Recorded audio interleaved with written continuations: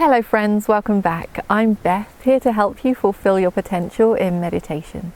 As most of you know, I don't have just one method that I teach to everybody, like one size fits all. Instead, I much prefer to teach people one-on-one. And the reason is that you're all different. So please use these videos as a guideline. And if there's anything that isn't quite working for you, anything that doesn't quite fit, then be in touch. And I'll be more than happy to discuss those things with you one-on-one. Today's video is on a beautiful topic of developing loving kindness to groups of beings, developing metta to groups. Now there are loads of different ways that you can practice loving kindness meditation, and I've made some other videos on different methods. So this method's just going to focus on this one really simple aspect of sending our loving kindness to groups. Now, having said that, I would suggest that before you try sending your loving kindness to groups, that you first develop a fairly stable loving kindness to yourself. If your loving kindness to yourself is stable, then the loving kindness to groups is going to be easier for you. I'm going to put the link below this video of the video I made on developing loving kindness to yourself. So if you haven't done so already, then watch that. But not only watch the video, also do the practice so that your loving kindness to yourself is nice and strong and stable. Now let's say that you have developed loving kindness to yourself and now you want to develop loving kindness to groups. Well, where do we start? The first thing that we need is the group of beings that we're going to work with.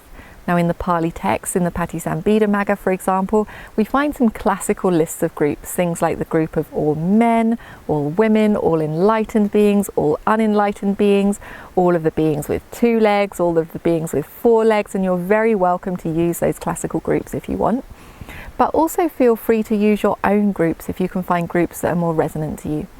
And the general rule is we want to work with, starting with groups that are easier to send loving kindness towards and working towards groups that are more difficult to send loving kindness towards. So for example, you might find it relatively easy to have loving kindness towards the group of all puppies in the world.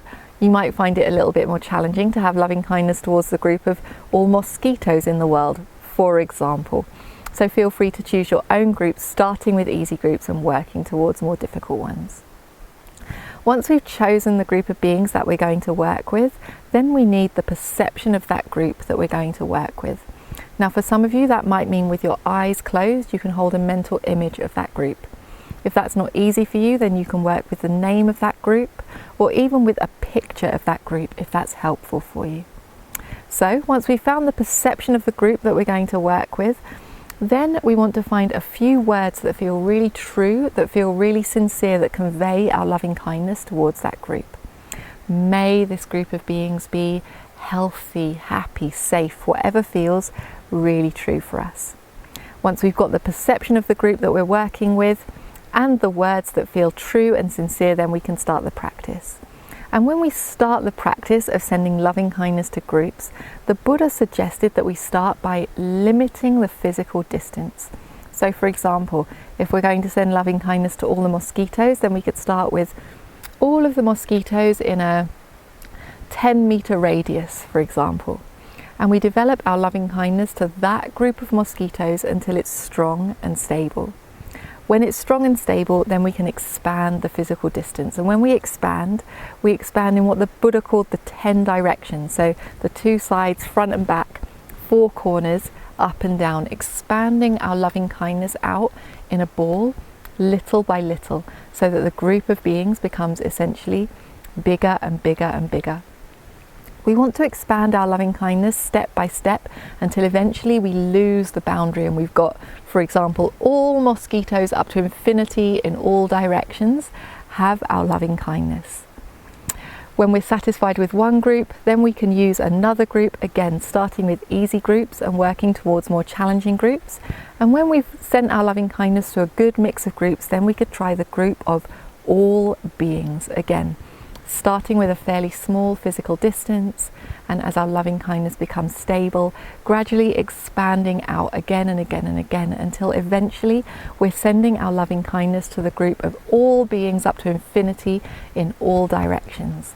It's a very beautiful type of meditation to practice. So that's all the instructions that I have today on sending our loving kindness to groups. What I would suggest is that you get off of those screens, get onto the meditation cushions and actually start doing the practice, working first with groups that are really resonant to you. And this is a type of meditation that isn't only good for the meditation cushion, it's also good for the life, with the groups of beings that surround you, with the groups of beings that you're encountering on a daily basis. Now, if you're encountering any difficulty, if anything isn't working for you, then be in touch and I'll be more than happy to discuss those things with you individually. As most of you know, I do all of my work on a donation basis, so I encourage you to support me either through my website or through Patreon so that I can continue to make these videos for you all. Thank you so much for your support. Wishing you the best with your meditation.